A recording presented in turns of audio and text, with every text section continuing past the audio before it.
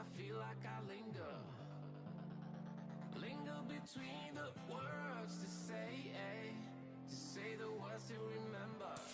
Now we're here to take control over your body and over your soul. We're gonna take back everything and lose it all, lose it all, lose it all. Feel it in your arms, feel it in your legs, feel it on your fingertips and feel it in your head. Just let your body go, just let your body go, just let your body go and move to the rhythm.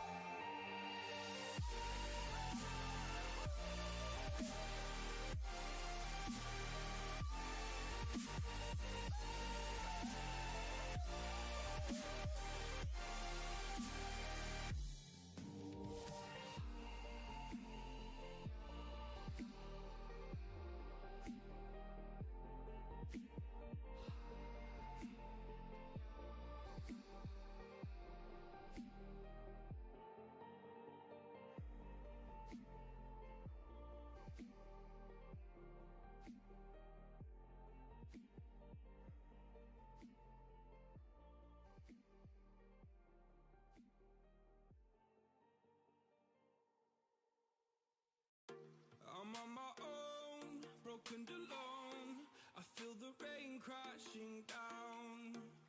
All around this empty town, I'm searching for the lost and found. But you don't care, you're unaware. Keep moving like the scars aren't even there. It's in the air, like a blazing flare. Don't stare, cause the flames will burn us. I thought you were the one for me. That's why I gave you everything. Held you close by the stormy seas. Oh, you meant the world to me. I used to kiss your head when you cried for me.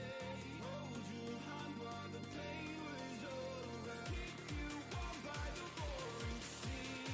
You meant the world to me.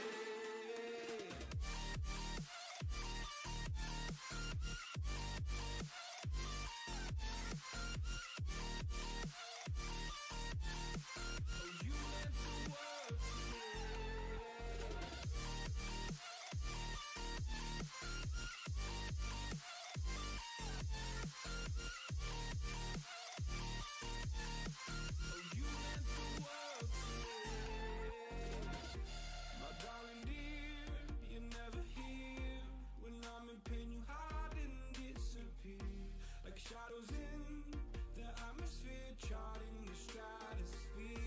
Yeah. I prayed for you and kept you near, in hopes you'd chase away my fears. I'm on my own, you made it so, and now I'm chasing nightmares too. I used to run with you through the great big leaves, laugh at you when you laugh at me.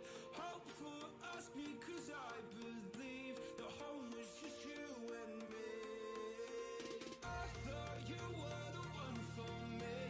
That's why I gave you everything. Held you close by the stormy seas. Oh, you meant the world to me.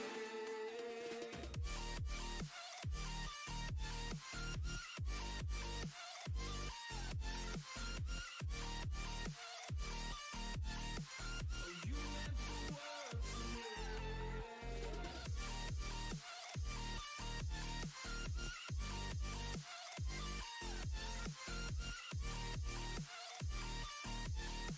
Oh, you meant the world to me. Oh, I'm gonna do this on my own. No point in blaming you, you did not know. Oh, I thought you were the one for me. That's why I gave you everything. Held you close by the stormy seas. Oh, you meant the world to me.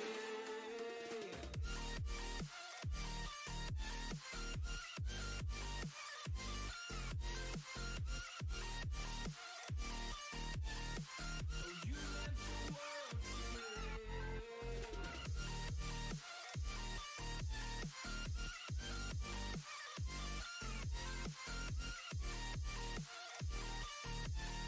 Oh, you meant the world to me.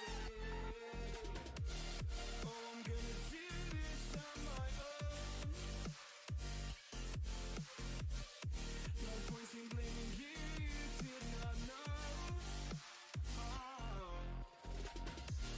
I'm gonna do this on my own.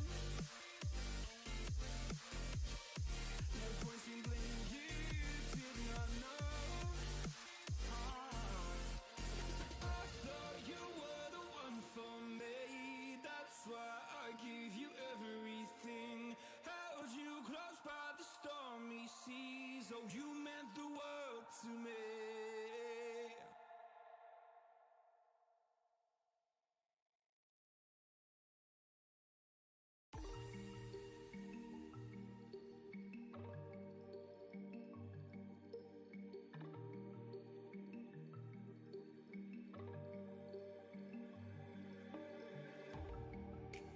Take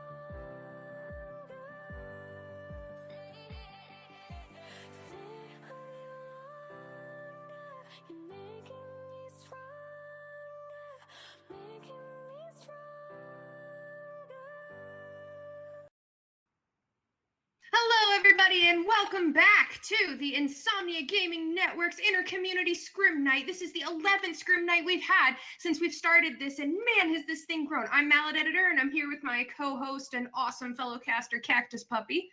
Hello, hello.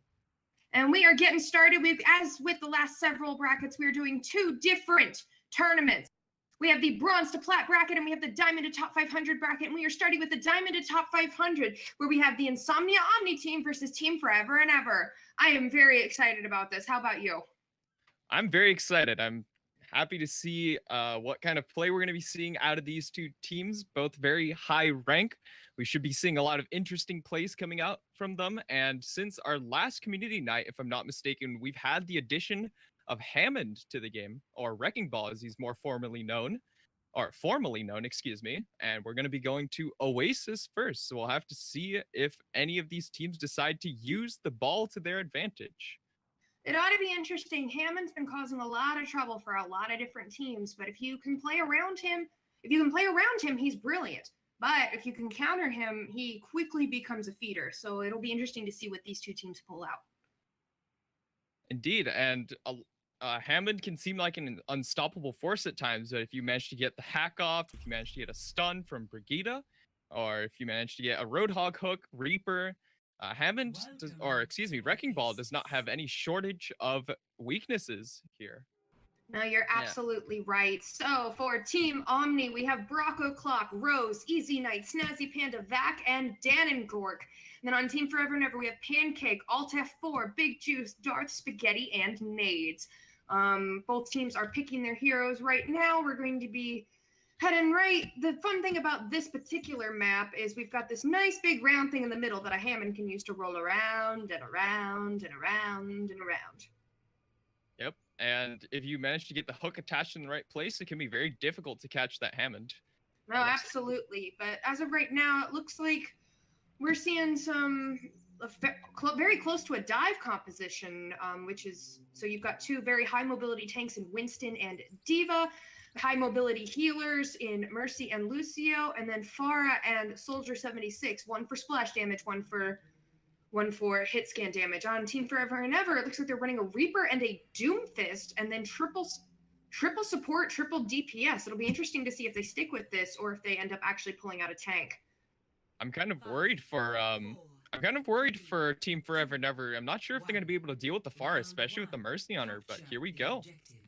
No, you're absolutely right. Now remember, for a King of the Hill map like this one, it's best 2 out of 3. The goal is to capture an objective point in the middle and hold it for up to 100%. Oh, Nade's going on back already, gets the first kill. All right, looks like Forever and Ever's going to be moving in here. Snazzy Panda coming in with the res. We're at a stalemate yet again, but looks like Nades is just in there doing damage, and Spaghetti on the Brigitte also moving in. All right, now we have Rocket Clock going for the high ground. Big Juice with a snipe on the Easy Knight. Rose answers back, booping Big Juice off the edge, but looks like Forever and Ever has the edge for now. But as I say that, Vac gets the kill on the Alt F4.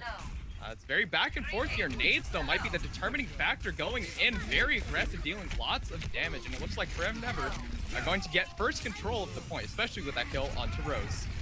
Wow, the Doomfist was absolutely dominant right there. They did not have an answer to him, even with the Farah on the other team. The Farah wasn't able to get a hit. Doomfist is just so mobile that sometimes Farah, with her slow-moving projectile, even though it does a lot of damage, might not be able to get the kill. Nades gets another one kill on a Brock Clock, and it looks like Team Omni are going to have to reset yet again.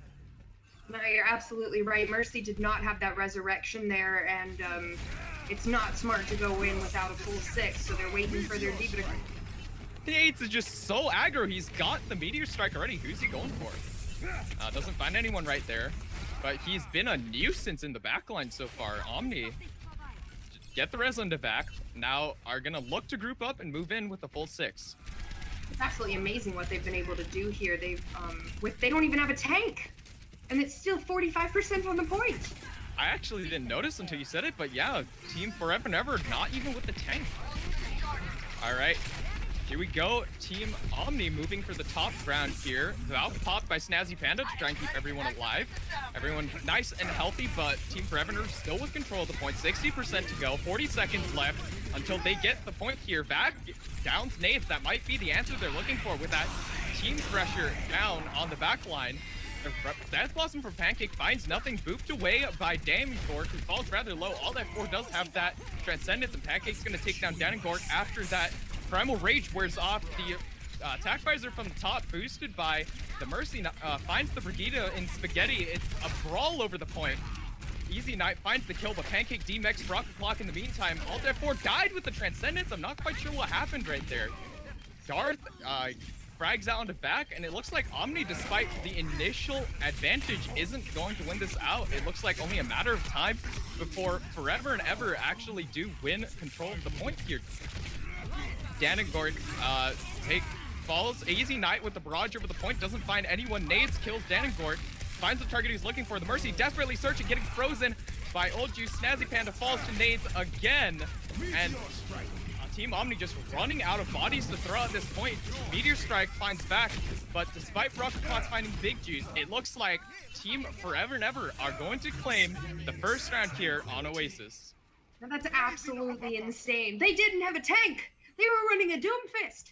A Doomfist, a May, and a Reaper. They had nothing to deal with the fire in the sky. They had nothing to soak up all the damage, and yet they won 100% to 0.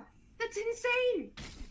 And I think you have to give big credit to Nades, who kept the pressure on the backline, kept Team Omni on their toes, kept them unable to regroup and really push their advantage with the tanks and brawl on the point like they wanted to. And now... Right. You're absolutely right there. Vac is switching from Soldier 76 to McCree, I believe, hoping to try to get a stun off on Nades. And it looks like Pancake is switching from Reaper to Hammond. So they are going to be running a tank. All right, here we go. The Wrecking Ball, very interesting, allows you to have a lot of stall potential if you do it right. And everyone going to the high ground here. The boop finds Rocket Clock. Oh, that's Nades actually. He gets the boop onto Rocket Clock. Darth finds the similar boop onto Danengork. And even though Easy Knight does find the kill onto Spaghetti, it looks like Darth finds another boop onto Vac. That's incredible. I'm not sure how he's doing it. Darth is just fragging. And it looks like Forever and Ever, yet again, are they going to cap the point? I'm not sure. No one's touched the point yet. Yeah, they should probably do that. There is an objective. This is an objective-based game. You do need to cap the point in order to begin winning the game. But as I was saying, Forever and Ever are going to get first control here. Well, I guess they learned not to go up close to that edge, huh, Cactus Puppy? Indeed. Darth, netted what, 3 kills that round with the boop? I'm not sure. And Nades punched somebody off as well. That's 4 members lost with relatively minimal effort, and the Meteor Strike already, who's he going for? Finds no one. Rocket Clock misses the charge, but they're still pushed up here. And now Rocket Clock are gonna try and get this engagement started. Big Juice. Big Juice finds the kill onto Easy Knight. But Rose answers back with kill onto Nades. Nades arguably one of their key players here for Forever and Ever. So maybe they're going to be able to push that advantage, but as I say that, Snazzy gets hacked on the back line for Team Omni. Vac, though, finds the kill into Alt F4. And now Snazzy Panda does have that Valk if they need it, but they're going to find control of the point anyways, Team Omni here. But with Forever and Ever finding these frags, I'm not sure if they're going to be able to hold on Danengork over the point. Spaghetti takes down Snazzy Panda, and there's the EMP to try and secure the point here for Forever and Ever, and it looks like a foregone conclusion. It looks like Forever and Ever are just going to take back the point despite Omni initially capturing it. Yeah, I mean, I feel like they only were able to get the point in the first... Omni was only able to get the point in the first place because of, because they stepped off of it. It wasn't them killing. It wasn't Omni killing, Forever and Ever at all. Indeed, and that can be a really good strategy, I feel. Just back up, especially since you don't have a tank, let them take the point, and then with your engagement is set up, you go in and, oh my goodness, Nades is just fragging. He's got 3 kills, 4 kills. Is that 5? No, that's a full team fight. Right as I was saying it. Dang.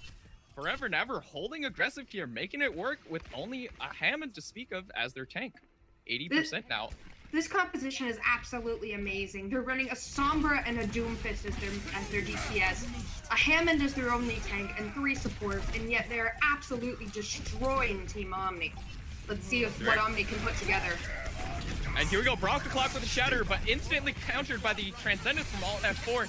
Snazzy Panda gonna res back Bronco Clock, who fell in that initial engagement, but now that res isn't there, and yet again we're gonna see if Forever and Ever can get the brawl going on point. Alt F4 gets the kill into Bronco Clock. Easy Knight answers back with the kill into Spaghetti, but Forever and Ever with the man advantage on point right now.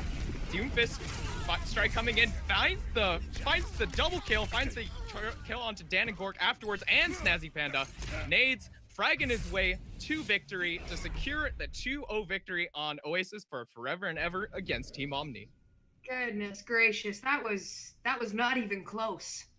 That was not even close, and nades, unsurprisingly, with the play of the game. Of course not. I mean, he was back in their backline every time, killing people, punching people in the face, not letting them get anything off. Every time they tried to push in, Nades was there killing somebody else and forcing them to wait for another 10 seconds. And it wasn't even when they were pushing in. It was before they were pushing in. While they were trying to set up, get their nice little engagement, nice and packaged and ready to go, he was there. He said, nope, no box for you. No nice ribbon on top for you. I'm going to take out one of your people and peace, I'm out. I was amazed that composition worked, but I'm really glad it did. It's fun to see different characters in the game working well. Yeah, and surprisingly, they won the first round without a tank. And I think that's the most amazing part, you know, in ranked. You often hear people talk about how you need a tank, and I think they just proved that you didn't right there. Yeah, absolutely. All right, so this round is over. We'll be back in just a few minutes with the next round of our game. So sit tight, chat to all the wonderful people in the chat. Tell us how much you love our voices, you know, all that jazz. We'll be back very shortly. See y'all soon.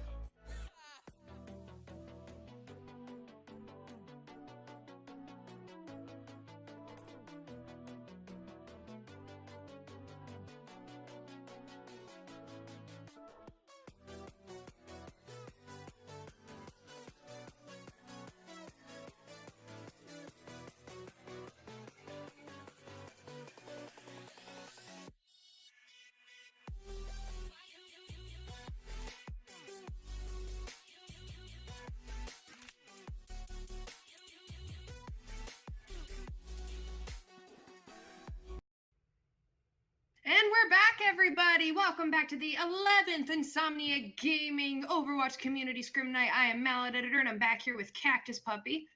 Hello, welcome back, everyone. We are shifting over to the Bronze to Platinum bracket with Team Rise and Shine versus Team Microsoft Excelsior. Now, these names are hilarious. I love them. Hats off to to everybody who picked the names because they're brilliant. Thank you, thank you, thank you. I have one complaint about the Microsoft Excelsior, and Delicious just fixed it. The Shanghai Dragons are in effect for Microsoft Excelsior. Hopefully, they will win a game for everyone's favorite underdogs. We will have to see. Rise and Shine, or Rinse and Shine, excuse me, not so well coordinated. Not all with the P for Philadelphia Fusion, I assume. Nope, that's P for the Pacific League for the All-Star team. Okay. But Bobby Smiles and Spookers, not with the team spirit. Not at all. All right, so we've got Team Rinse and Shine with Big Green 42, Bobby Smiles, Phoenix, NVNO, Spookers, and Lumbo, and then Team Microsoft Excelsior with Flame IA, Surfy, Loner, Reponix, Napalm Bait, and Delicious. Actually, it looks like we're subbing out whoever was in that second slot there. Not sure who's going to be filling in for them. It's either Mirthra or, ooh, that's a name and a half. Well, he's gone now. Who shall join for the Rinse and Shine team? We shall see the Pacific icons now in effect, as it should be. The nice team coordination. The map choices here are going to be Dorado, Junkertown, and Rialto. They will come to the two teams here will come to an agreement mutually about which map they would like to play. Personally, I'm hoping we see a bit of Rialto, a newer map that is very interesting to play on. The skybox is nice and high, but there's not a whole lot of high ground to speak of. So you often see Pharas, and of course then you see the Widowmakers, and you get that nice counterplay. What do you think? I think I've always thought Rialto is wider than it is long. It's always seemed like a much shorter escort map than any of the other options we have, but there's so many flanking routes and easy ways for tracers and Genjis and who knows what to go running around in the back line that there's a lot of space. So I'd love to see Rialto, but there are lots of different there are a couple different options here, and I'm really excited to see what they pick. I'm ready to get going. All right, looks like for the Rinse and Shine coach, Telrek is going to be trying to get Rinse and Shine to go along with the Dorado pick, Microsoft Excelsior, yet to reciprocate that feeling. We're waiting here. Cyberspace comes in for Rinse and Shine, so we have the full Pacific Division here for Rinse and Shine, Microsoft Excelsior, and we're just waiting on the teams to pick the map. Don't be fooled by the Ilios thumbnail. We are going to one of the three maps we just listed. We're just waiting here for the maps. So last match, actually, I still want to talk about that because that was absolutely incredible. The no tank composition with the Doomfist and the Lucio, and I don't even remember the Brigida. It was so insane. I don't even remember what they were running. You want to fill us in on why that worked or why you think it might have worked? I have absolutely no idea why it worked. By all statistical accounts, it shouldn't have worked.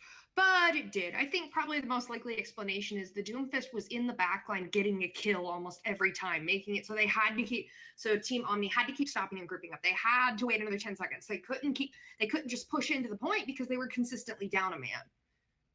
And I think to add on to that, actually, because I think those are all very good points.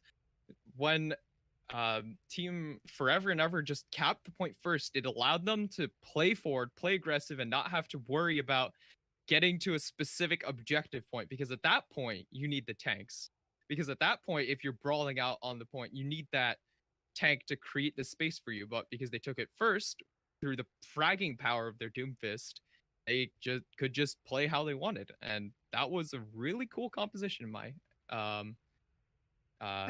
my humble opinion. Again, by all statistical accounts, it shouldn't have worked. They had no tank. They had nothing to deal with a flying Pharah. There was no reason why that should have worked, but it did. All right, we have Delicious being subbed out here for Thick Daddy over on the Microsoft Excelsior. Very fun names here. I'm gonna have a hard time saying that with a straight face. I am too. I'm grinning from ear to ear right now. All right. And hopefully we are going to get right into it. I hope so. I am ready to get going. So in the meantime, we are on game 2 of 5 of the awesome Overwatch Community Scrim Night. Sorry, I'm super hyper. I've had like 5 cups of tea today. Tea is delicious. I don't usually drink caffeine, so I have my box of chocolate chip cookies sitting right here for the extra sugar stimulus. Ooh, cookies. Cookies indeed. Microsoft Excelsior, do you think what kind of merchandise do you think they sell? Do you think they sell like phones or something? Clearly. I want a Microsoft Excelsior phone. I'm also snacking on a cookie right now. Ugh, now you're making me hungry. I love cookies. Cookies are good. I really want a cookie. All right, here we go. Finally. Dorado, a very interesting map, a pure payload one at that. All right, so for those of you who don't know, this is an escort map. The goal of an escort map is you have to escort a payload past 2 different checkpoints, and get it all the way down to the end. If both teams manage to get all 3 checkpoints, it goes to another round. So therefore, you want to stay near the payload. You want to not die. The end. Very, very concise summary of the game mode right there. I like it. 20 seconds to go here, and both sides playing with the Ana. Ana now in this meta, very good. You want to tell us why? Well, Ana, now that they have tanks, are way more important than they used to be. It's not, and Ana has more shots. Her nano boost heals up to 300 HP now, which makes her a lot more viable. I personally still think Mercy and Zenyatta are better, but Ana is no longer trash tier. Mm-hmm. That nano boost change is a personal favorite of mine as someone who loves playing Ana. You see a tank falling low, you just nano them, suddenly they've got 300 HP, and it's effectively 600 because they've got that 50% damage reduction. No, you're absolutely right. So Team Rinse and Shine will be running Ana, Zenyatta, Diva, Orisa, Hanzo, and Junkrat. An interesting composition with a mix of dive characters and more stationary characters. In the meantime, it looks like Team Microsoft Excelsior will be going with a double sniper composition, Roadhog, Orisa, Zenyatta, and Ana, which means they're looking to do the halt/hook, where Orisa halts, Roadhog hooks, and then the other person dies. It's a very powerful pick ability if you can pull it off. Requires a lot of team synergy, but hopefully we're going to see that here from these teams as we roll out now. And it'll be interesting to see if the Widowmaker can get any shots off with everybody behind that shield. They're not really behind the shield, and the shield's breaking rather quickly, actually. Here we go. They continue to sit behind the cart, use it as a bit of cover. Big green, 70% to that nano boost. Flamia actually up to 36. The cart rounds the corner now, and Team Rinse and Shine are going to drop down to contest here. Shield breaking. Shield's breaking on both sides, actually, but that's going to be napalm bait for Team Microsoft Excelsior, netting the kill for the offensive as he takes down Spookers. Flamia answers with the kill into Lumbo, and Reponix, despite Nenvo, Enveno, who knows how to say that name, despite Enveno having the shield, she's going to fall as well, and that's just a clean team fight right there. One after another, they fall, and that's the first checkpoint. Done and dusted rather quickly, 5 minutes, 25 seconds on the clock, but Spookers answers back, but they're gonna keep rolling forward. Wow, that was absolutely, I mean, they picked one and then the picks just kept coming. Team Microsoft Excelsior continues to push forward while Team Rinse and Shine has to come up with an answer soon. Indeed, Surfy down to half health. Hopefully we'll get healed up here. Falling dangerously low, but hangs on with a sliver of health, but Reponix is going to be the one to net the kill in the end. NVNO falls. Loner finds cyberspace, and that's the nano boost onto Thick Daddy. The defense matrix there to prevent the insta-give onto Big Green, but the Phoenix will pay for that with the mech. Surfy finding that one. The Lumbo gonna find Loner with the Rip Tire. So the defense now getting a few frags, but it doesn't look like it's going to be enough as Thick Daddy is just cleaning up on the cart right now. And as you mentioned earlier, the cart is that all-important objective, the thing you want to get to the end or stop from getting to the end. And it looks like, so far, Team Microsoft Excelsior, actually, as I say that though, the Transcendence comes in, and the defense, somehow, despite losing the initial fight, are going to hold the cart right there. They were able to stabilize, and Team Microsoft Excelsior is going to have to drop back and regroup. I don't see any changes coming in for either team, but it'll be interesting to see if they're going to be able to hold here. This bridge is a relatively interesting spot to hold because it minimizes the amount of space that the enemy team has to work with. You have to go through that little tiny area instead of a large open space. Reponics now, though, on the Tracer has netted 2 kills, but taken down by Spookers.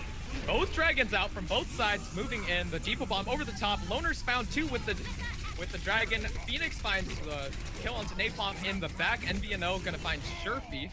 But Thick Daddy with the double kill with the whole hog. Looks like they will secure the second checkpoint and roll into third. Microsoft Excelsior with 4 minutes and 45 seconds left on the clock. A few swaps now coming out from Rinse and Shine. They're still pushing, but they switched to the Ana and Brigitte, which is an interesting combination to me. I think actually that's not going to be enough healing for them. But we'll see if they're able to make it work. Big Daddy found the kill into Spookers, gets slept in the meantime, but they're down a man. The Riptire now coming out from Lumbo, finds the double kill in the backline. Maybe that's going to be enough for the defense. NVNO goes charging in. Meanwhile, Phoenix finds the kill onto Reponix in the backline, and the defense pushes forward and stabilizes. Thick Daddy finding the exit kill. Looks like he's going to push up. It's one hog against the world, and he's not going to make it. He falls to the ground without his team behind him, and 4 minutes left on the clock. Clearly they were hungry for some barbecued pig. Doesn't look like they're going to go harvest the pig yet, though. 3 minutes, 50 seconds. That's still quite a lot of time for Team Microsoft Excelsior to push forward. That's they don't have much further to go, but it gets harder and harder to attack as the cart pushes closer to the end because the defenders spawn. What happened to that dragon? Where'd it go? Oh, there it is. Doesn't find anyone yet. The double pulse bomb into the back line. Sherfy with the kill onto Phoenix, and Thick Daddy to back that up as well. It's Cyberspace and NVNO against the world, and Spookers, I guess. He's made it back out.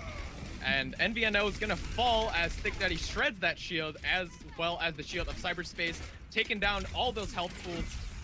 And it looks like we forgot the payload. Lumbo and Phoenix actually did an admirable job of stalling there, but Phoenix is gonna get demeched, and Phoenix not long for this world, gets hooked, gets smacked in the face by Thick Daddy. NVNO charging out, pins Sherfy against the wall, but the Transcendence there to answer. Reponix finds the kill onto NVNO with the pulse bomb, finds the follow-up kill onto Spookers. Cyberspace and Nano Brigida rally, here we go. Has a lot of stall potential, a lot of sustain, but gonna fall in the end to Napalm Bait and Thick Daddy. Combination of the Discord and the shield shred power, that's a mouthful, say that 2 times fast. And the defense stalling it out. Lumbo gonna find their kill into Reponix. The battle over the point. The dragon onto the point, gets taken up by Loner. The dragon also failing to find anything. And it's just chaos, but Microsoft Excelsior eventually they have to get control of this part. They're so close to the end. The Depot Bomb has a last-ditch effort to try and take the cart back for the defense. The double kill from Phoenix will be enough. 1 meter, 0 meters, and they finish it out in the end. All the frags go in the way of Microsoft Excelsior, everyone on fire, and eventually they get there in the end. Wow, that was a messy fight and a half. That was a great stall by Team Rinse and Shine. It was they probably took at least 45 seconds to maybe even a minute off the clock just by running out there and holding on long enough to let another teammate come out. Yes, but that's a respectable time here on Dorado. In fact, most teams don't even finish Dorado, and Microsoft Excelsior 2 minutes in the time bank. You're absolutely right. Those 2 minutes are really going to come in handy. Now it's time to see what Team Rinse and Shine can do on offense. They get the same opportunity, the same amount of time to try to push that payload, and it's up to Team Microsoft Excelsior to stop them. All right. Looks like the Pharmacy coming out from Team Rinse and Shine. Are they going to stick with it? Who knows? The attacking team still in the spawn, still get to mess with us by switching around their heroes. But let's take a look over at Microsoft Excelsior. What do we have here? We've got a Mercy Zenyatta combo, the Tracer and Hanzo that was working so well for them, and then the Orisa and Roadhog. This composition was working extremely well. The only difference is it seems like they're running a Mercy instead of an Ana. But this was really working well for them last time, and I'm glad to see them stick with it. Indeed, and the res offers that mulligan, if you will. If a teammate falls due to bad luck or being a little overextended, or I guess not overextended, if they fall to bad luck, Mercy gives them a mulligan, gives them a second chance at that defense. As after all, the offense only has to win 1 or 2 fights to get to the end. The defense is trying to whittle down the clock. All right. It looks like they are sticking with that Pharmacy. Riponix is hiding on top of the roof, supposedly to deny spookers that sniping ground. Lumbo now with Big Green over the roof, and Team Rinse and Shine still pushing the cart so far. Few shots traded back and forth, not much happening right now, but that's Napalm Bait getting the kill onto spookers for the defense. That'll get res back. Loner finds the D-Mech onto Phoenix, and the offense actually not doing so hot so far. The Mercy hooked in by Thick Daddy and finished off summarily. Riponix finds the kill onto Phoenix, and before the cart even gets under the gate, that's going to be a reset. Yeah, no, Team Microsoft Excelsior did rotate backwards to get at the back end of the choke point, but it was almost unnecessary. Ooh, that was a nice nade by Cyberspace on Thick Daddy to secure that kill, but in the meantime, they get traded out. Loner and Napalm getting the juicy headshots into NVNO and Cyberspace. And wow, Riponix just pushes in, kills the Mercy right outside of spawn, and that's Rinse and Shine gonna have to wait a little bit more. Yep, and it looks like they're making a couple changes. I believe they switched back to a Winston. They have a McCree now instead of a Widowmaker, and they're switching to an Ana. So we'll see if these changes are able to help them. It's Phoenix and Spookers now on the cart against Thick Daddy, who's been arguably a very important force in denying them space on the cart. The Tracer gets slept but woken up. Rather unfortunate. Phoenix finds the kill onto Loner, which is summarily rezzed back. That's the mulligan I was talking about, but NVNO gonna find Riponix. No mulligan for that one.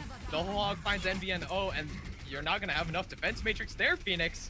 Demeched in the end, but it looks like Rinse and Shine picking up a little bit of momentum, especially with Lumbo finding the double kill onto both supports. Finds Sharpie as well. That's the 3K to secure them the team fight for good, and hopefully they can cap the first checkpoint right here, right now.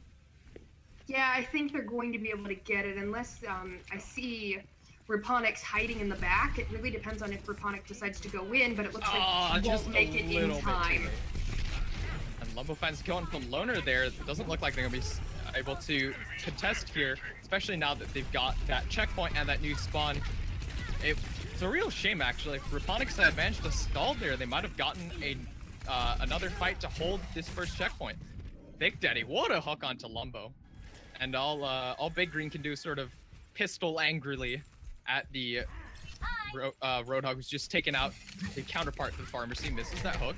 Gonna back up now. Spookers might be able to get the kill, but the Mercy is there for Team Microsoft Excelsior. Meanwhile, the cart moving. NVNO diving in. That's an interesting one. Spookers with the Deadeye, blocked by the shield, and the response from Loner. Oh, that's a nice evil bomb there from Phoenix. Riponix finds the kill onto Cyberspace. Flamia gonna res back Loner, and it looks like Microsoft Excelsior, despite a rather back and forth fight, will claim the defense here. And this is not usually a place you see the defense get stopped, actually. That was practically every ultimate in both teams' arsenals. So they're gonna have to get ult charge quickly if they want to have anything to work with. And nope, NVNO did not make the change. That was my eyes playing tricks on me. Oh, actually, we have Spookers mirroring on the Hawk now. It doesn't look like Rinse and Shine have a shield. Oh no, they have the triple tank. I am wrong yet again. Lumbo now with the barrage. and they're just squaring up, pushing the cart yet again. Thick Daddy hooks and Spooker's gonna find that kill, and Reponics now searching for the backline has found Lumbo. Low-hanging fruit if I've ever seen it. I don't usually see a far that low down there. Thick Daddy hooks in Phoenix. Phoenix responds with the bubble and NVNO, meanwhile, struggling on the cart. Lumbo coming in with the Bar Barrage, finds 2. That's gonna be Loner, goes for the Deadeye, gets slapped, and gets taken out by Spookers. And it looks like Team Rinse and Shine finally gonna get a footing here and start pushing the cart. Now it's just cleanup. It's just going through, pushing them back as far as they can, but they are not on the payload. You can't leave the payload alone like that. That just gives the other team opportunity to regroup. Oh, Thick Daddy, a nice pick onto Spookers to try and open up this defense here for Team Microsoft Excelsior. Lumbo gonna find the counter of Reponics in the back line. Durfee now contesting the cart, NVNO there to counter on the main tank. Phoenix absorbing a bit of damage. Thick Daddy in the background with that whole hog trying to tear down the tank line and is successful in doing so. Flamia gets the res back onto Shurfy, and NVNO, it's one Reinhardt against the world. He will not survive, and that's going to be the full reset here from Team Rinse and Shine. 1 minute left. That was a great hold by Team Microsoft Excelsior. Stopped it right before it would hit that checkpoint, and it forces them to regroup and waste valuable time.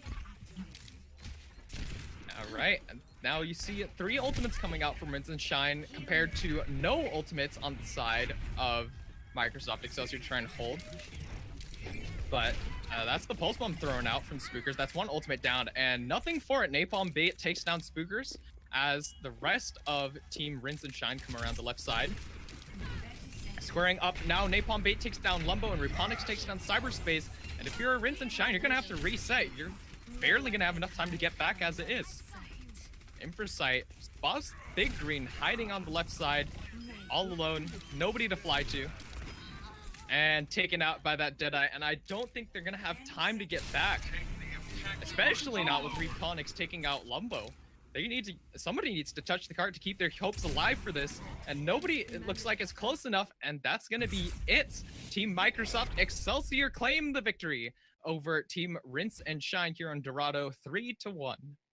What a game, what a game. It was very clear from the beginning that Team Microsoft Excelsior had the edge, and it showed through both offense and defense. All right, here we go. The play of the game coming out from Reponics on the Tracer. Did a lot of work, but arguably Thick Daddy on the Hog performed very admirably, securing that space, securing those frags, shredding those shields, and overall just doing a superb job on Hog, especially in this day and age where a lot of people feel that Hog maybe could use a bit of a buff. Props to Thick Daddy for his work. That was an excellent game by both teams. Congratulations to both. Well done. Best of luck in the rest of your matches. So we'll be heading off. We'll be back soon with our next round. So again, tell somebody in the chat how fabulous they are. Talk about how awesome Cactus Puppy's voice is. Tell somebody that they smell. I don't know. And we'll be back shortly. See y'all soon.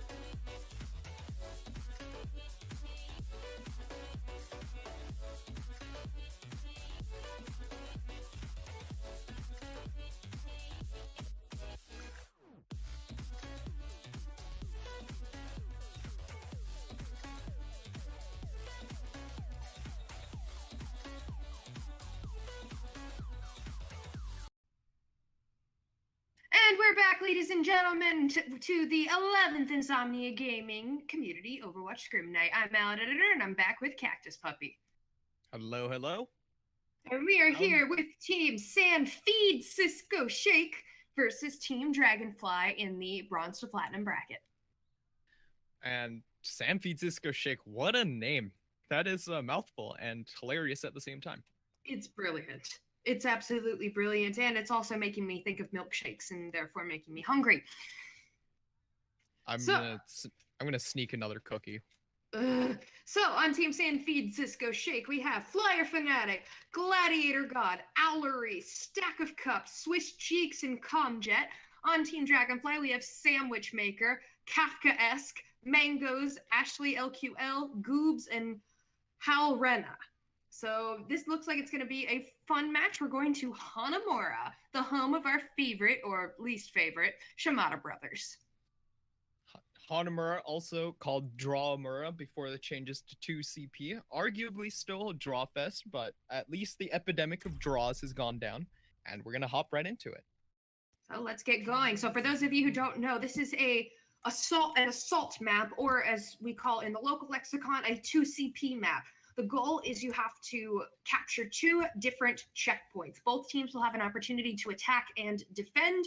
The winner is the person with the most points on the board by the end of the match. If both teams capture both checkpoints, it goes to another round. If one team captures 2, the other team fails to do so, then the team with the most points is the winner. Now, I am very excited for this. Hanamura is actually one of my favorite maps because I play Widowmaker, and this is a great map for Widow.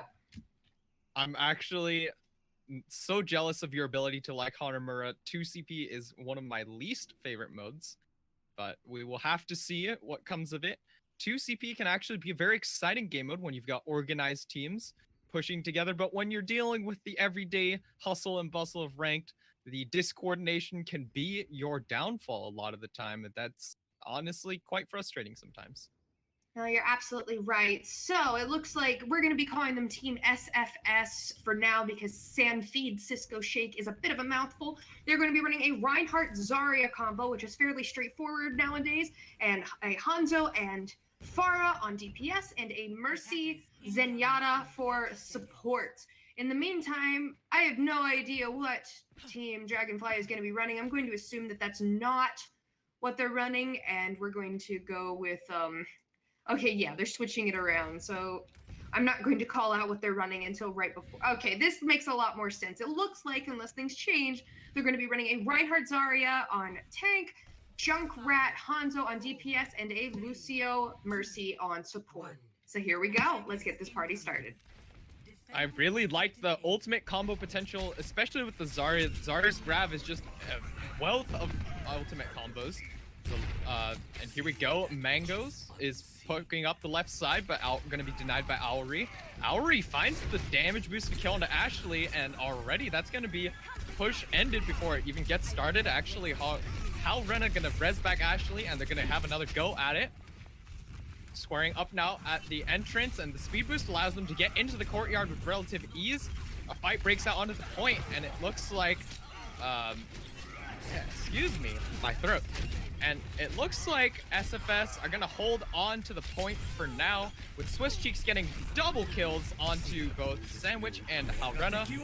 He's already got the dragon, he's just throwing it out there. He doesn't care. Goobs gonna similarly answer back with a double kill, but is gonna get pinned and shortly executed by Swiss Cheeks. And that's gonna be a hold here for SFS. 2 minutes and 57 seconds left on the clock. Yep, and it looks like Team Dragonfly has switched to a McCree, likely to try to deal with Owlery on the Pharah. It's not going to work very well as Flyer Fanatic takes out his counterpart in Sandwich Maker, and the entry pick. Oh, here we go, the Pharmacy here for Dragonfly. Indeed, putting the fly into their name as the Mercy, and Pharah will fly up into the air and attempt to get some picks that way. And really, as the offense, you're looking for that offense pick to end up with a 6v5 fight to favor you and not the enemy team. You do spawn closer, so you've got a bit of an advantage. The speed was coming through, but Owlery shuts that down with a double kill onto Sandwich and Halrena, taken out by Mangoes in the end, but it's not going to be enough. Swiss Cheeks finds the kill onto the Zarya and the McCree in the meantime, and Gladiator God's going to res back Owlery, who's going to come back, rocket to the face of Kefek. The gonna assert the dominance of Auri in this Pharah v Pharah fight, and that's gonna be another failed push here for Dragonfly.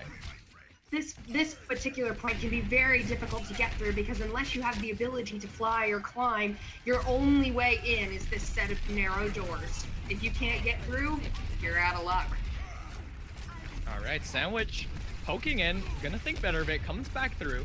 They're gonna get healed up, go again, and Mangos finds the kill into Auri. Maybe this is the thing they need. The High Noon coming in, Gladiator God gets the res, but gonna pay for it with the life. And that's going to be Team SFS getting wiped cleanly off the board. And it looks like Dragonfly will now be able to cap the point and get onto the second half of this map. Yep, that was very decisive. They used their ults quite well. And it looks like Team SFS is going to have to back up and be set for the next push. You do have a few ultimates to work with here as for your Dragonfly to try and snowball into the second point. But meanwhile, you look over at SFS, they have quite a few ultimates of their own to try and stop them. We're gonna have, this looks to be an ultimate heavy fight. They're pushing in now, Dragonfly that is, up to the top right, where most teams want to take control of the high ground. High ground, a very important factor. Mangoes dealing it out with Auri. Not gonna lose out on that one as Flyer Fnatic intervenes with the Fire Strike. Halrena reses that back, but they don't have the positioning they need just yet. Graviton now finds Kappa on the Pharah. The Dragon misses the Graviton. It's not going to find anything. The counter Graviton, the Transcendence to try and counter, and nothing really comes with that Graviton, but you do get that Transcendence out of them. SFS finds 2 kills, and that's going to be 3 with Auri committing the barrage to this defense. And if you're Dragonfly, you want to back up. Yes, on the plus side, Dragonfly still has their Earth Shatter in play, and they're very, very close to a Barrage and a Deadeye. On the minus side, they don't have any support ults to work with. They switched from the Lucio to a Zenyatta. Hopefully that damage orb will allow for easier picks. The Discord orb indeed gonna 30% damage is not something to scoff at. The Earth Shatter from Flying Fnatic downs a few. Swiss Cheeks there for the follow-up. Sandwich Maker is at the receiving end of that. Kafka's gonna answer back, and there's another kill and the res, and another kill from Sandwich Maker's Goops finds the kill, and the High Noon out employed to take out Auri. That's about as decisive a fight as you get. Swiss Cheeks, the only one alive right now to try and contest the point. Mangos takes him out summarily. The desperation wrecking ball from Flyer Fnatic to get back to the point. 2 ticks already for Team Dragonfly, and plenty of ults coming online. The Earth Shatter finds Stack of Cups, and he's almost taken out by the Barrage, taken out by Ashley instead. Mango's sitting in the back, getting a few kills of his own. Halrena now just on the point, along with everyone else from Dragonfly, and that's a nice take of Hanamura. 2 points captured, and now it falls to SFS to try and match them. Yeah, that means that if the other team manages to get both points, we will be going to another round. And it looks like Swiss Cheeks managed a 6-kill Dragon Strike after the round was over. That is tough luck right there. Tough luck. That's a very nice set of kills you would have liked to have while they were pushing in and capping the point, but unfortunately, you're only going to get it as a little bit of a consolation prize. Just about 5 seconds earlier, and that could have been huge. But 5 seconds earlier, and they probably wouldn't have been standing still either. Indeed. All right, here we go. The defense is going to come rolling out with their comp rather soon. Looks like they're going to have a Reinhardt. Ooh, the Symmetra. Very interesting. So it's a nice choice. With Symmetra's rework, those teleporters give you a bunch of different options. And with all the different platforms, levels, and different high ground areas to get up to. Oh, but it looks like, I was hoping for Symmetra. It looks like they did switch to McCree. And they'll be running a slightly more standard composition. I honestly was expecting to see the Symmetra. You can teleport your Zen out of some sticky situations. Zen normally doesn't have a lot of mobility, but with that teleporter, you get a little bit of a boost away from anybody who might want to pick on the lonely Zenyatta in the back. I was just hoping because I like seeing interesting characters. But it looks like we're running the typical Rein Zarya. They're running a Pharah McCree again, and then a Mercy Zenyatta, and then Team SFS is going to be running a dive comp from the looks of it with Diva, Winston, Genji, and Tracer, and Zenyatta and Mercy. All right, here we go. The dive. The goal of the dive here is to try and jump the Zenyatta in the backline, jump the Mercy, take out the supports quickly, and just win out from there. Without your supports, you're not going to last very long. And since they're probably going to have supports, if the dive works, it'll work out well for them. Now, squaring up at the choke, the only downside of the dive here is that they're not going to be able to square up directly with a brawl. Looks like they're trying to set up the dive, trying to find their dive target. Looks like SFS are going to lose a member here. Looks like somebody left, so we're going to pause that game here. Not quite sure what happened. It could be any number of things, ranging from an internet disconnection to a giant storm to the world has decided to end today. But if the world has decided to end, at least you get to listen to my fabulous voice while it happens. Indeed. Perhaps Jeff Kaplan himself very upset with the SFS for disrespecting or perhaps memeing on the San Francisco Shock, an Overwatch League team. One of my personal favorites. I have a poster of them on the wall. Not a fanboy You're a at all. San Francisco Shock fan? Look, they're my local team, all right? I've got a poster. I've got the player signatures. It's a nice That's touch. awesome. That's really awesome. I am a Los Angeles Valiant fan because I think Custa's adorable. Oh yeah, Custa being traded from the Dallas Fuel earlier in season 1. That was a heartbreaker for the Dallas Fuel fans, I think. Yeah, but they still. I mean, I love Mickey too. Like, I just want Mickey seems like the kind of guy who gives great hugs. Yeah, and especially with him winning the Internet Hulk Award, I think very well deserved. Congratulations to Mickey. Absolutely. Yeah, I mean, he was on one of the worst teams in the league all year, and he was still able to keep smiling, stay positive, help boost his team up. And it can be so difficult to stay happy and positive when it seems that everything's going wrong around you. And the fact that not only did he manage to do it, but it seemed genuine, at least to what we could see on the screen, is pretty amazing. A lot of his teammates attest that he was genuinely happy with them as well. And he said in interviews that he tries to stay happy because if he's not happy, the fans aren't happy. And I think that is one of the most wholesome things I've ever heard from almost anyone. Oh my gosh, that's adorable. Yeah, right.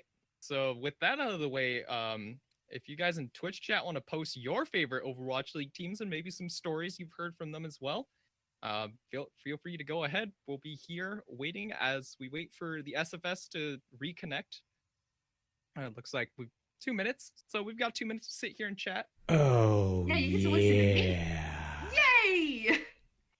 Yay! You don't have to sound so enthused. Yay. Okay, anyways. Still waiting. 3 minutes, 20 seconds left on the clock for SFS to sort of get it together and get the point.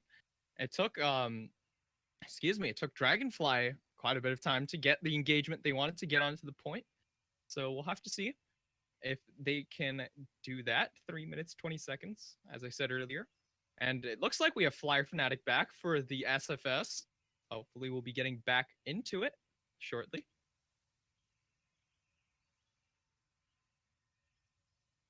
And right on cue, give me a second. While we're sitting here waiting for the game to come back, we'd like to remind you of who's made this night possible. We'd like to give a special shout out to Terabyte Optics. They make gaming glasses for gamers. And you can use code Insomnia for 5% off, and we're back in the game. 3 minutes left, and Flyer Fnatic back on that trusty old Winston to try and initiate the dive here. While Mango's playing rather far back, hopefully out of dive range. And just poking so far, squaring up, seeing who has the better tanks, and Flyer Fnatic going in. He looks like he's found Mangoes and Ashley in the back. They're falling low, double kill. Sandwich Maker finds Gladiator in the meantime. And it looks like SFS maybe have the upper edge, but as I say that, Sandwich takes out Flyer Fnatic. Comjet gonna find Goobs in the meantime. Swish Cheeks gonna clean that up. And, well, That looks like SFS are going to take the point. It's Cafesk against the world and taking about stack of cups. I was getting my hopes up there a little bit that Cafesk would make this a little interesting, but up falls to the hands of the Diva, and they're going to cap the first point a little faster than Team Dragonfly did on their attack run. 6 minutes now to work with. Yep, and it looks like we're seeing a couple changes. Mangos has switched over to the Meg. Ashley LQL has switched over to the Brigitte. So we'll see. We'll see if that's able to work. A very anti-dive composition. You control the mobility of the characters, and dive is all about that mobility. The Shatter comes out, finds Stack of Cups and Owry. The Dragon Blade comes out and finds Swift Cheeks before he's able to get the help from that Transcendence. Calrena, Rez is back. Ashley plays for it with their light Flyer Fanatic there for the kill. Sandwich Maker finds Stack of Cups. And it's just a brawl on the point. SFS maybe have this in check, especially with the Valk Mercy over in the air. But it's Flyer Fanatic and Gladiator against the respawns of Team Dragonfly, and with the sustain coming out from Brigitte and May, I don't think they're going to take this. I think you want to retreat now. I agree. Honestly, they should have gotten out of there before he used Winston's ult. Now he won't have it for the next fight. I honestly think maybe you want to switch up the comp entirely now that you've got your ultimate push. You've gotten a few ultimates out of them.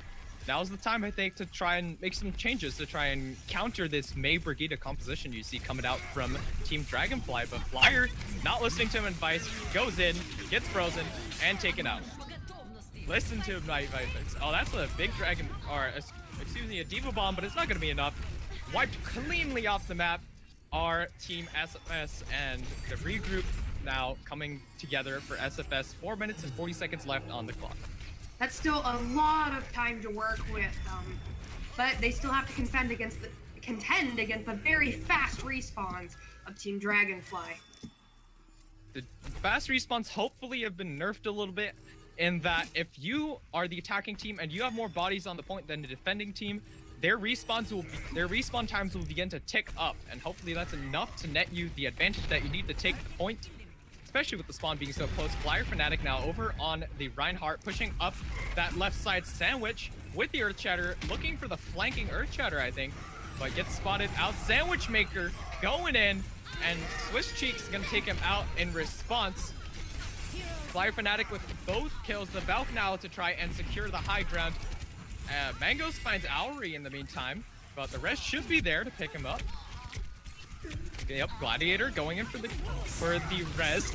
The May ult committed to try and stall this out, but it looks like it's getting no one countered by Comjet with the Transcendence, but they're not getting the frags, or the attacking team's not getting the frags they need, and especially with Cafas getting the Riptire kill onto Stack of Cups, it doesn't look like they're going to be able to get that decisive victory. But as I say that, Owry finds the kill onto Mangos. The Earth Shatter comes out from Flyer Fanatic to get the kill onto Sandwich Maker. And now these respawns are coming into effect. Now the attacking team has more bodies on the point than the defending team. And the respawns are going to get longer and longer. Less bodies to put onto the point. Mangos with the May desperately stalling on the point with that ice block. But it's only one May against the world. The Barrage comes out, gets the double kill onto Sandwich Maker and Ashley. The attack visor from up top is going to clean up anybody who dares step foot onto the point.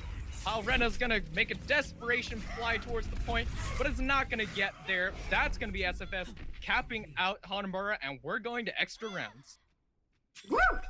Now for the next round, because both teams were able to complete the entire map. So that was a lot of fun. So let's go ahead and finish the sponsors before we discuss what happened there. All right, and we are also happy to announce that Acquired Clothing are also helping us out today. They make good sports and esports clothing. I myself have ordered an Insomnia jersey, and you can use the code Insomnia for 5% off at their store. We're also happy to announce that Humble Bundle is helping us out as well. Games at a discount for good causes such as charity and helping us out here at Insomnia. Consider giving our sponsors a look-see and using the codes we've just given you to save them a little bit of money. All right, here we go.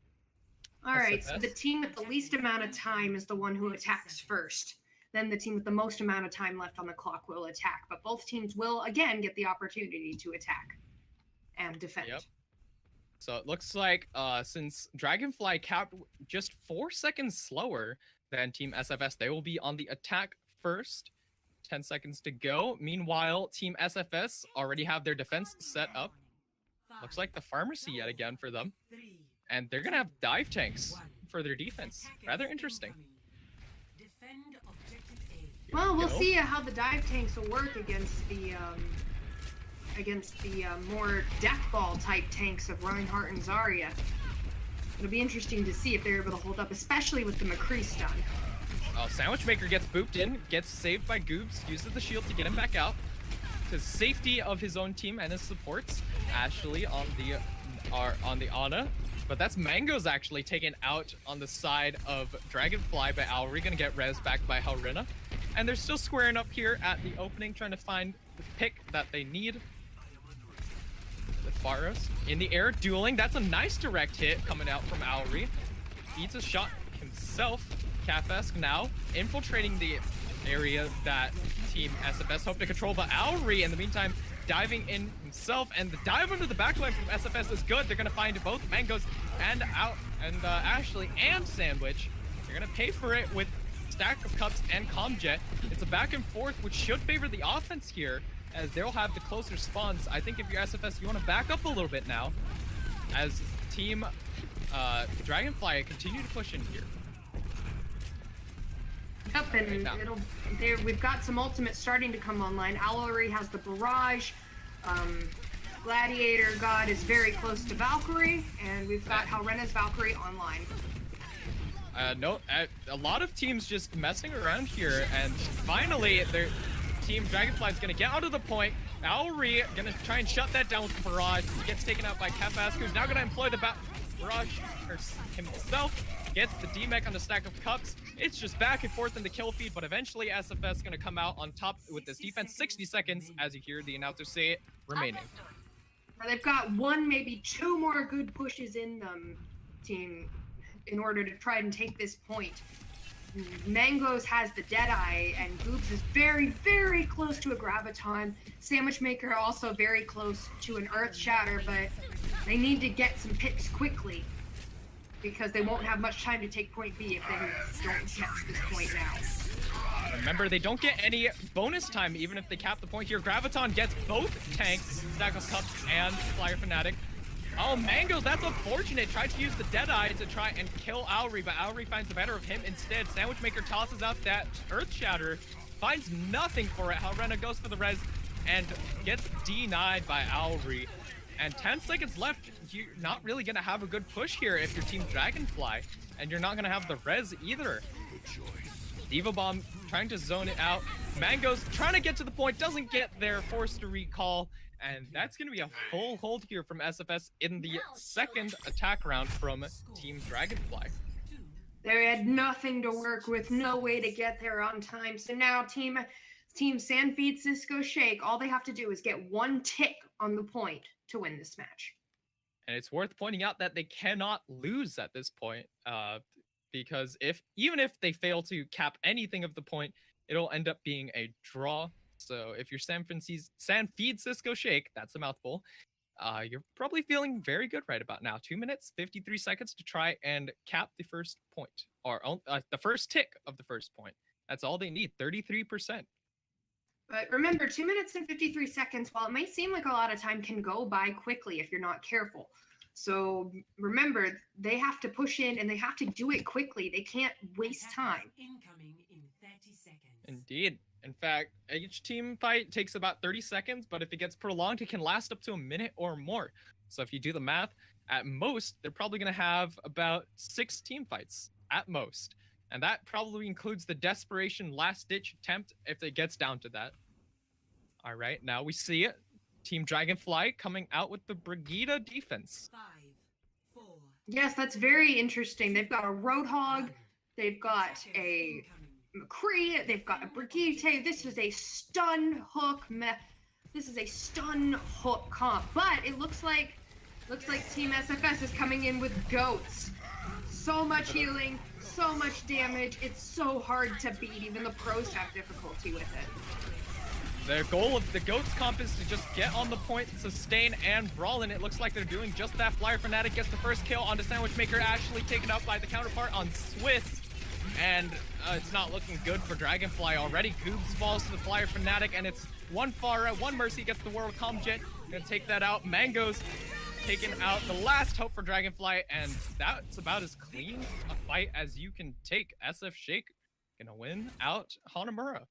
Yep, the sand feeds Cisco Shake, defeats Dragonfly 3-2, pulling out the goats at the end there. Now a traditional goats comp is you run Reinhardt, Zarya, Diva, and then you run Moira, Brigitte, and Lucio. The idea being that you out-heal any damage that happens to your tanks, and your tanks have so much HP anyway, it's very difficult to take them down before they take you down. Indeed, and what's interesting about the Goats comp is that you have no actual DPS. It's all just brawl, all sustain, and it's very terrifying to see that Goats wall of flesh just running at you and it's running you over. I don't know why they call it goats. I don't know who named it goats. I don't know how it came to that, but that's how it is. So we'll be back in just a bit with our next round. So stay classy, folks, and we'll see you soon. Bye-bye.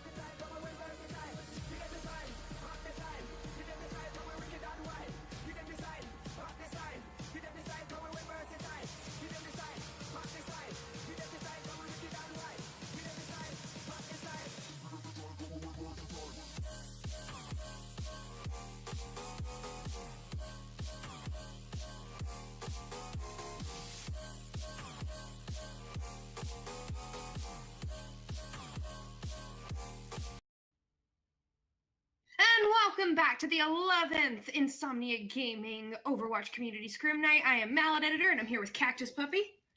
Hello, as always. And we are here with Team Dragonfly versus Team Makeshift Impact. So first off, let's go ahead and get our sponsors out there. Cactus Puppy? All right, so this Scrim Night is brought to you in part by Terabyte Optics. They make wonderful gaming glasses. Use the code INSOMNIA for 5% off at checkout. We're also brought to you in part by Acquire Clothing. They make very nice sports and esports clothing. We have some Insomnia jerseys that you can purchase yourself. Again, code INSOMNIA for 5% off. And finally, Humble Bundle, a game distribution service that sells games at a lower price for good causes such as charity and helping to support us here at Insomnia. Give them a check out if you'd like some games. All right, those are our sponsors. Be sure to go check them all out. They're all awesome people. So, Team Dragonfly, we just saw on the channel, they were defeated by Team Sanfeed, Cisco Shake. But we have, again, Sandwich Maker, Halrena, Mangoes, Kafka-esque, Ashley LQL, and Goobs versus Team Makeshift Impact, rocking the Shanghai Dragons logos. We've got Master Zach, Krynos, Dishwasher, Iris, Rex Prex, and Izer Mega 1. Izero Mega 1. Let's just call him Zero. No, we're going to call him by his name. Oh, come on.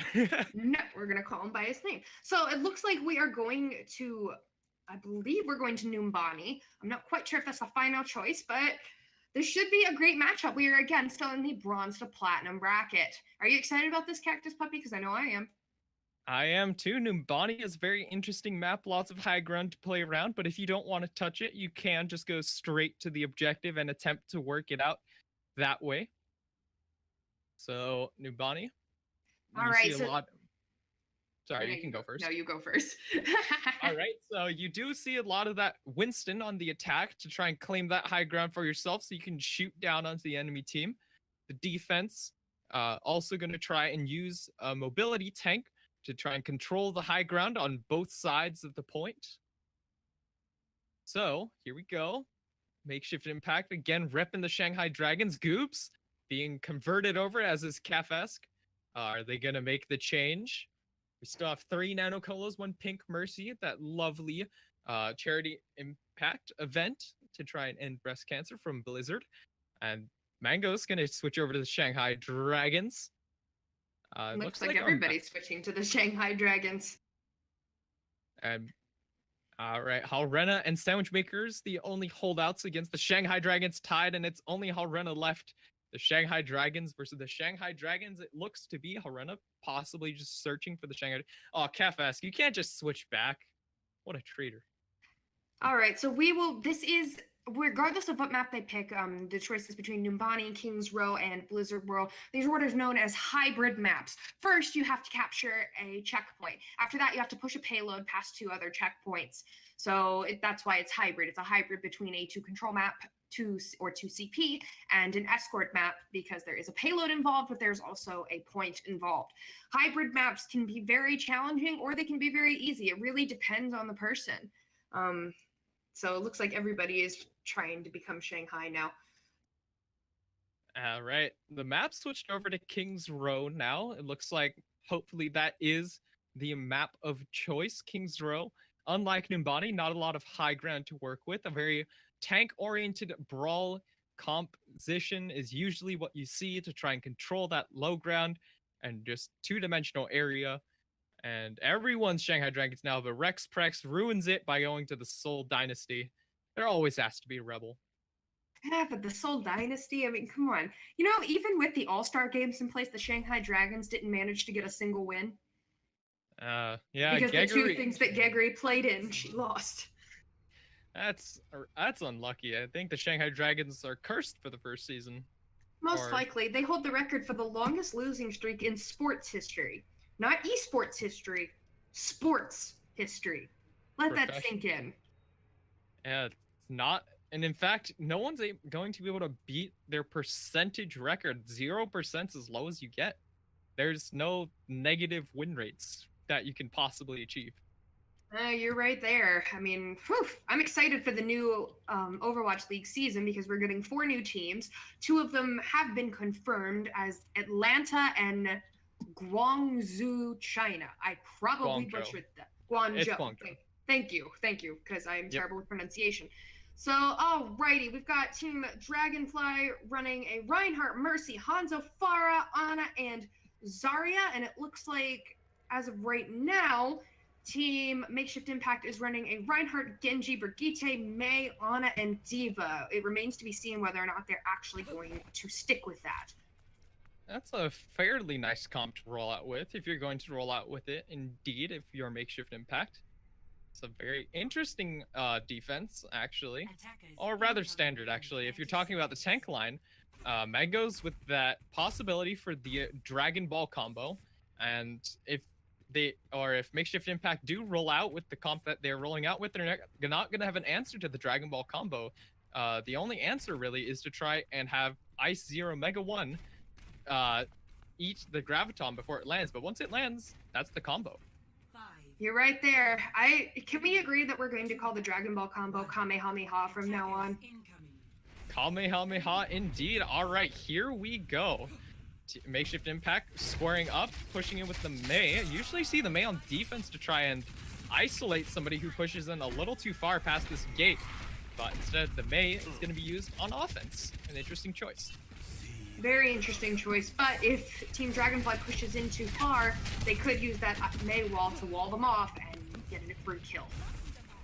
And essentially giving them the pick that they need, but the wall doesn't find anything just yet. And Team Makeshift Impact moving around the statue now. Master Zach's shield is low. He's getting healed up for now. Master Zach going through Hotel, and it looks like they're collapsing on the back line, but Goop's gonna repel the first push. Sandwich Maker finds Zach. Mangos finds Krynos. Ashley finds Iris, and, well, that's just 4 members down instantly. Yep, and they're going to have to retreat and hope that Team Dragonfly can't get those last couple of kills, staggering them even more. But they're going for it. They're trying to get those kills. And they get one of them. Oh, Mangos is in trouble. He's been anti-nated. If Rexprex can get that last shot, he's unable to find it.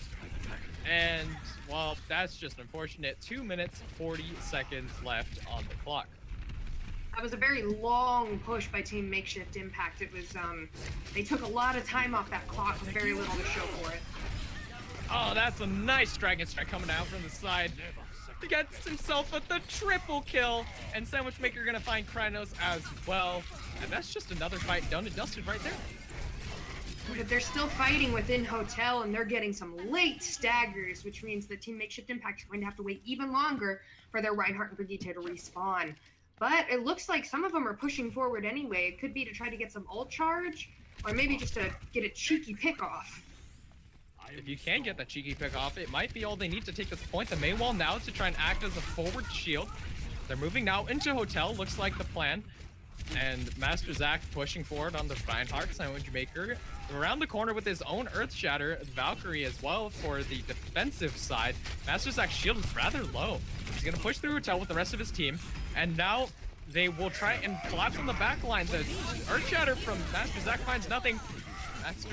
Master Zach does actually find Goobs in the end.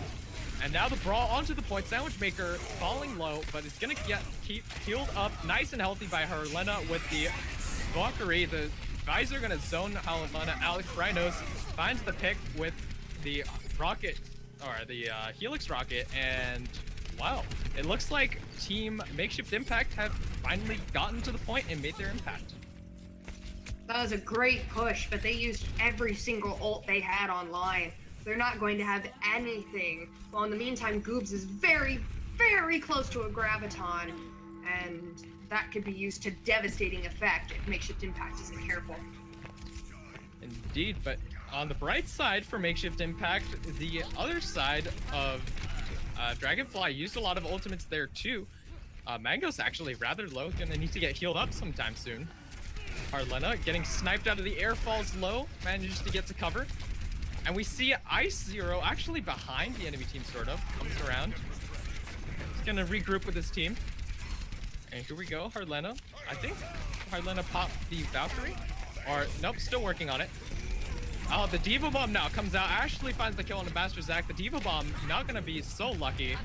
And it looks like Dragonfly are gonna be able to hold here. The Dragon Ball, the Kamehameha comes through. Gonna demech Ice Zero and finds Iris after she pops out of that little Mei ice block.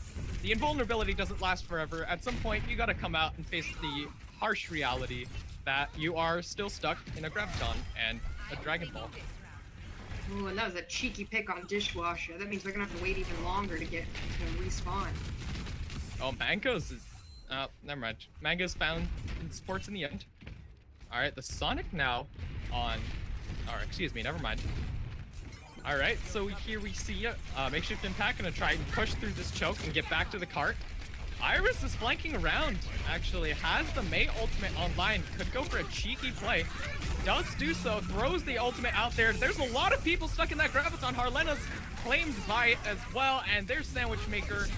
And that's probably going to be enough. Cafes finds the double kill. But will it be enough? Mangoes finds the double kill. Gonna employ the dragon to try and stop the cart here now with Ashley. And I can't believe it! Mangoes actually clutches it out and brings the fight back for Team Dragonfly. I am amazed that they actually held that there. That was absolutely brilliant play by Mangos, managing to... But you know who was the real MVP was Kafkaesque there, who got 2 picks with the barrage and managed to get 2 more very low, allowing for Mangos to step in and kill them permanently. That was very well done from all sides of Team Dragonfly. The Earth Shatter coming out from Sandwich Maker finds Krynos. The counter shatter on both Sandwich Maker and Goobs. The Transcendence just a little bit too late to save Sandwich Maker. And now maybe Makeshift Impact are going to have the ability to push in here, but with Iris being down, that's not looking likely. It looks like it's only Dishwasher and Master Zac on the cart. Actually, never mind, the whole team's there. And they will continue to push the cart, but they don't have the full 6 in the end. But Goobs is isolated on his own a little bit. But Ashley finds Master Zac in the meantime. Mangoes and Ashley on this flank are dealing a lot. And they just clean up the flank. And Team Makeshift Impact were simply not dealing with the flank. Iris now, it's 1 Mei against the world. And Iris, not long for this world. Oh, Iris, you really want to rejoin your team there. The longer you wait, the less time you have to push. 10 seconds left. Oh, that was a rough stagger. That was, yeah. She should have backed out immediately. That was a rough stagger. Is anyone going to be able to touch this cart? It looks like it's up to the Winston. He's not there in time. And that's going to be where the cart stops for Team Dragonfly's push.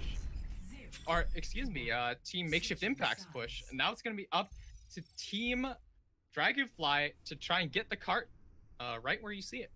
Sitting right there around the corner. Yep, it's not far to go. They have to get 1 point and then about 3/4 of the way of the next one. And given how Mangos in particular has been playing, it'll be interesting to see if they're able to do it. I think they're gonna be fine, but who knows? Looks like Team Makeshift Impact is gonna be running the Mei again. Interesting choice. It didn't work so well for them on offense, but Mei is a rather defense-oriented character. She does control space around her and is not so good at claiming more space for herself. But on defense, you don't really need to claim more space for yourself. You just need to hold the space that you have. Maybe it'll be a better choice on defense. They could use the narrow gate before you get to the statue, try to wall people off, and then take them down before the rest of the team can get through. Indeed. And we see Goobs on the Wrecking Ball. Hopefully we'll see it. It's a rather interesting pick. Affords you a lot of mobility.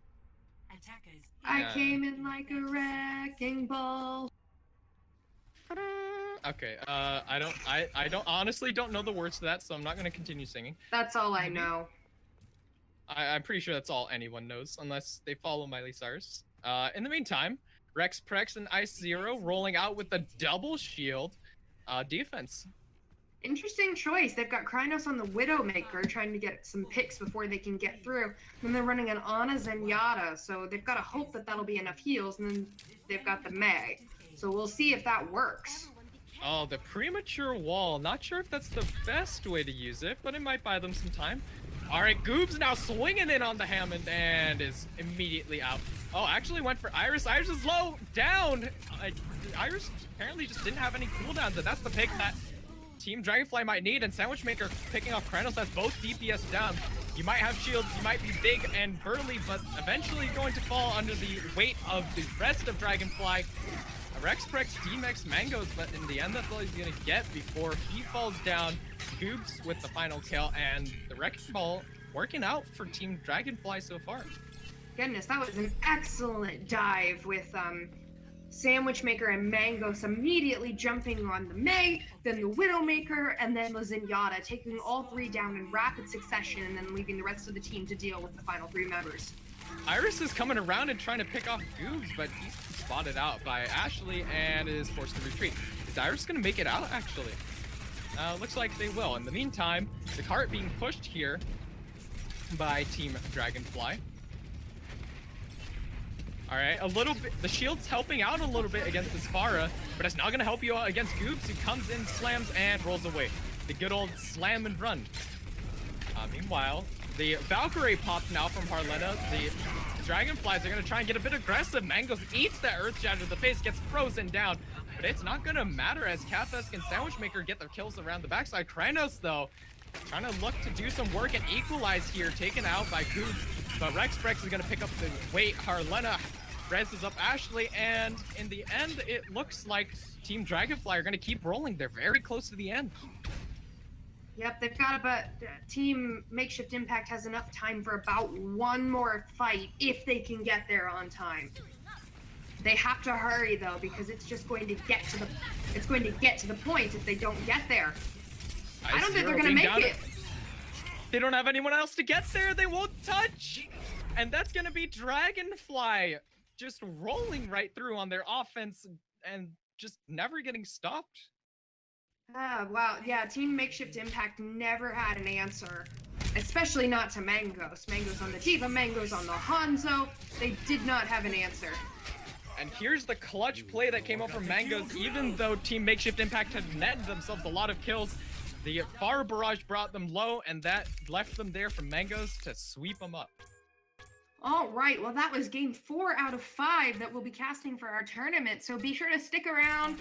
Tell everyone how pretty you think I am, you know, all that jazz. And we will be back with the final match of the 11th Insomnia Gaming Overwatch Community Scrim Night. See y'all soon.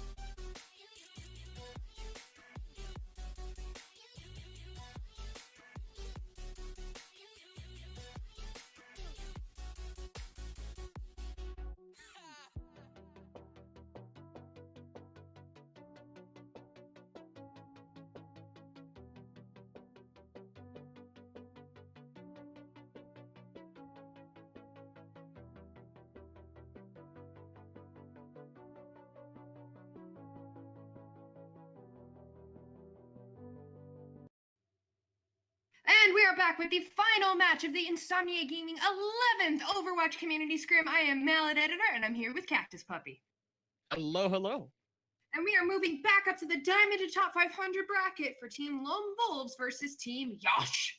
And we have been told that we need to shout Team Yosh every time we say it. So therefore, every time we say Team Yosh, we will be shouting it.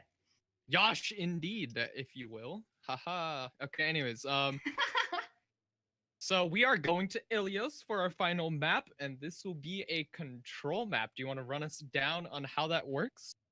All right, control. We are going back to King of the Hill. It's best 2 out of 3, just like Oasis or Nepal were earlier. Basically, you've got to capture a control point and hold on to it until the timer reach 100%. And if both teams are standing on the control point when one team reaches 99, the game will enter overtime. This extends play until one team has been pushed off the point and the timer runs out, thus nailing them the round. All right, so we've got on Team Lone Wolves, we have Bounty Hunter, Teletubbies A, Heartbroke, Sky the Savage, Troubles, and Rem. On Team Yosh, we have Spectacles, Nova Only, Happy, Xavier, Nailed It, and P2G. Who's excited? I am. This is our last match that we're casting tonight, and it's going to be great.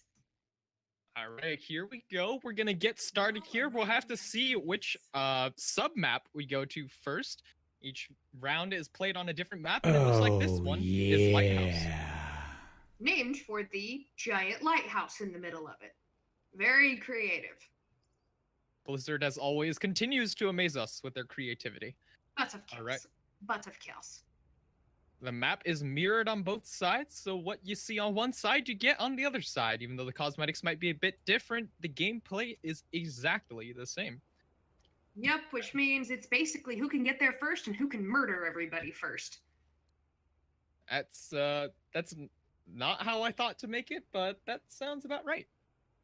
Murder! Murder most foul. All right. On Team Lone Wolves, we have Winston, Tracer, Genji, Lucio, Mercy, and Diva. On Team Yosh, we have Lucio, Doomfist, Zarya, Hanzo, Reinhardt, and Ana. Talk us through the differences in those two compositions. They both have very different styles. All right, so on the side of Lone Wolves, we have a more traditional dive, the only difference sort of being the Mercy. Normally you'd run the Zen, but I can see why they'd run the Mercy for those extra heals. The goal of this one is going to be to sort of take the high ground and dive onto the back lines of the enemy team. In the meantime, we have Nova only on the Doomfist, and on the side of Yosh, we have a rather death volley comp. They're going to try and stick together. All right, here we go. Used to great effect earlier. Nova only going to back out for now, falling low, getting healed up by Spectacles, and with that help, he's going to eliminate Bounty Hunter, the main tank on the side of Lone Wolves. Nova only going in, finds Sky the Savage. And with those 2 kills, it looks like Team Yosh will take the first fight and take first control. First control, very important in this game mode. Do you want to tell us why? Well, you want to get as much time and much percentage built as possible. It doesn't do you any good to get the point for a short amount of time only to give it back to the other team. So you want to get it first, you want to be able to set up a good defense, and you want to be ready for whatever the other team throws at you. Which, speaking of which, Team Lone Wolves has switched to a McCree-Moira combination. And that's going to start working out for them as they net 2 kills onto Nova only and Happy. The res comes through for Teletubbies, who got downed earlier. Now it's a 6v4, and well, make that a 5v4 as Bounty Hunter gets naded and taken down. They move in, and Xavier is lonesome on the side. This shatter comes through, and well, that's gonna be a clean team wipe here from Team Yosh onto Team Lone Wolves, and they will retain control of the point despite losing 2 earlier in the fight. Well, what happened there, I think, was Teletubbies A jumped in early and got picked early, leaving it a 6v5 early. And again, as we saw in our earlier Diamond versus Top 500 match, Nova only on the Doomfist. They don't have an answer for that so far. They switched to the Pharah. Maybe that'll be the answer. Oh, here comes the Meteor Strike. Who's it gonna be on? Most likely on the Ana. Not sure where that landed. Not on the Ana, however. Doesn't find anything, but they have 4 more ultimates to work with, and the Coalescence is going to be employed by Lone Wolves here to try and push in. The Graviton finds all of Lone Wolves, and that's the Kamehameha combo, picking up 2 kills, as well as Bounty Hunter getting picked up by his counterpart. And that's another team fight, and 85% and counting. Yep, they still don't have an answer to the Doomfist, and when they do finally take the Doomfist down, everybody else is there to pick up the slack. Oh, Xavier, what a pick onto Teletubbies. He was in the air, thought he was safe, and just picked out of the air. I think he'd be able to get to the point in time. Sky the Savage is running. He's not going to get there in time. Oh, just a few inches away from touching the point. But in the end, he doesn't make it 100-0 for Team Yosh on the first round of Ilios. No, I mean, that was 100-0. That was as big of a beatdown as you can possibly get. Now we've moved to my personal favorite map in Ilios, Ruins. This is a huge Widowmaker map, so I think we can expect to see some Widow v Widow battles here. I hope so. I certainly hope so. It looks like it so far. Heartbroke and Nova looks like are going to be the ones to duke it out for Widow supremacy.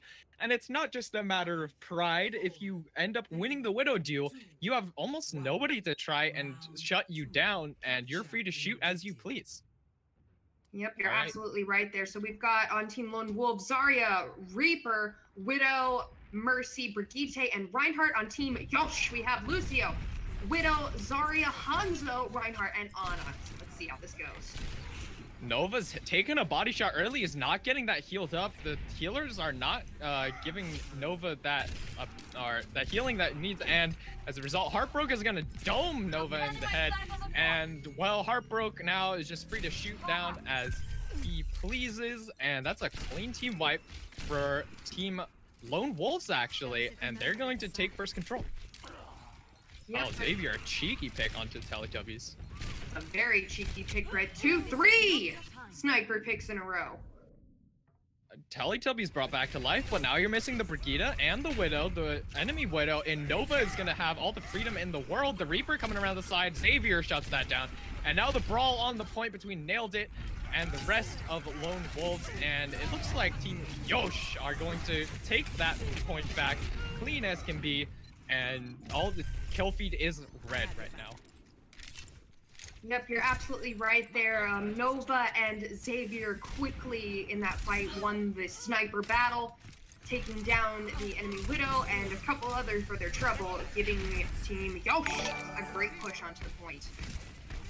Sky the Savage actually tried to res Heartbroke back there, but actually was denied by Spectacles booping him away. Now you don't have that cooldown. It doesn't look like it's gonna matter though. Teletubbies A gonna pick up the double kill with the assistance of the ultimate. And Nova though enters back with a bounty kill onto Bounty Hunter. Nova goes huge with the double kill. Is it gonna be enough to hold on to the point? He's gotten himself 3. He's single-handedly defended this point from Lone Wolves. What an amazing play. It's not over yet though, as Ram and Troubles are gonna be a bit harder to take down with that shield in the way. They're not gonna be as easy for Nova to pick off, but Rem now has abandoned Troubles, and well, they're just gonna have to back up now, and Troubles falls as a result. All right, they've got over 50% on the point, and they are still pushing forward, staggering Team Lone Wolves badly, making it so they're going to have to wait a long time to get regrouped.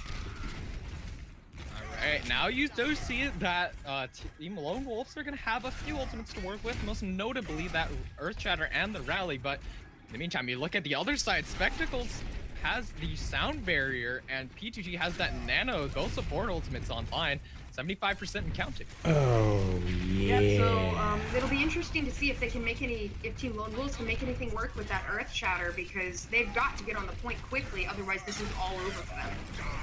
Oh, the Earth Shatter doesn't find anything. The sound barrier comes out, but Heartbroke's finds Xavier in the meantime, and now it's a Widow v Widow duel. Heartbroke takes a body shot, but somebody needs to get on the point, and they will.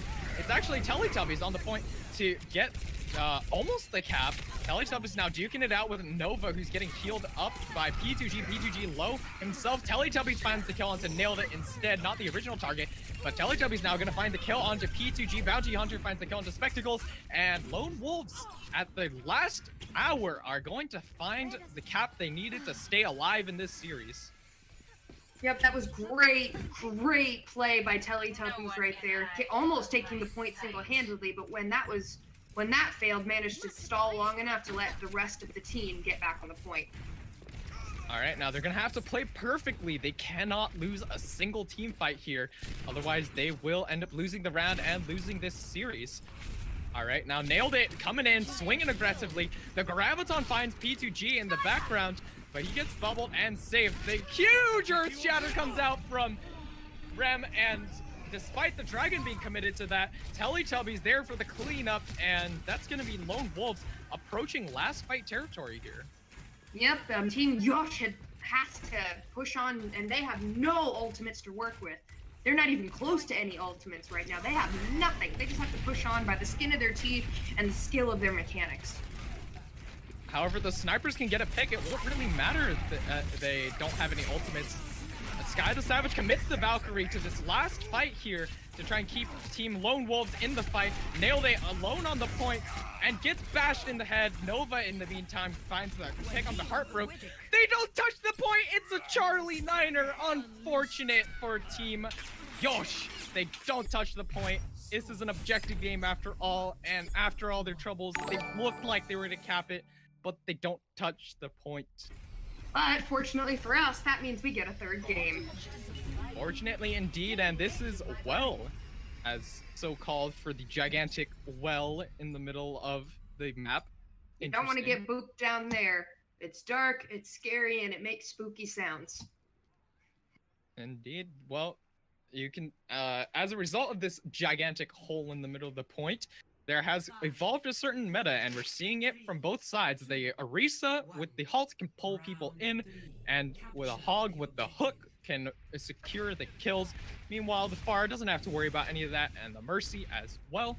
The only difference between the two teams really being that Hanzo versus the Widow, and the Brigitte versus the Lucio. Yeah, but both teams can boop. The boop is the most important. You put someone in the pit, and if they fall down, they're gonna go for a ride, and there's go both hogs. Meanwhile, Nova finds the kill onto Teletubbies, and now it's a brawl over the point. And Teletubbies, interesting, choosing to take a little dip into the well. It's okay as long as you don't reach the bottom, but Nova found 2 kills in the meantime. Xavier finds the kill onto both the Hanzo and his counterpart on the Pharah, and it's only a matter of time here, I think, before Team Lone Wolves get run over here. First cap probably going to go over to Team Yosh. Yep, and you were right. I mean, the important thing to remember here is, you don't want to get booped into the hole. You just don't. Because you get booped in the hole, unless you're somebody like a Mercy or somebody with a grapple hook, you can't get out. You're dead. The other important thing is, not only can you not get out, you can't res if you die by falling into the hole. Nobody can get down there safely to res you, even if they wanted to. And in the meantime, Happy just walking in with the Roadhog and D-Mex Teletubbies. Looks like Team Lone Wolves doesn't look like much is working for them right now. It looks like they're gonna have to regroup and try something else. Nova only has absolutely been on fire, popping off headshot after headshot on that Widowmaker. Really been one of the deciding factors for the team, but Heartbroke back out with a Widow of her own. Expecting the res to come through from P2G onto Nova anytime now.